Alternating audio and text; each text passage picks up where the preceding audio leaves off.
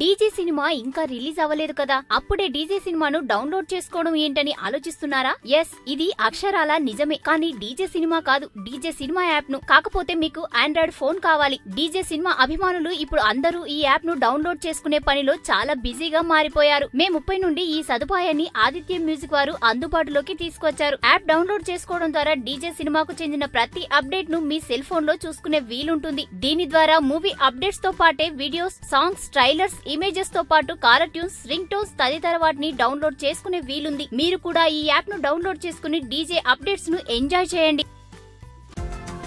ఈ వీడియో గనుక మీకు నచ్చినట్టయితే లైక్ చేయండి, షేర్ చేయండి, సబ్స్క్రైబ్ చేసుకోండి.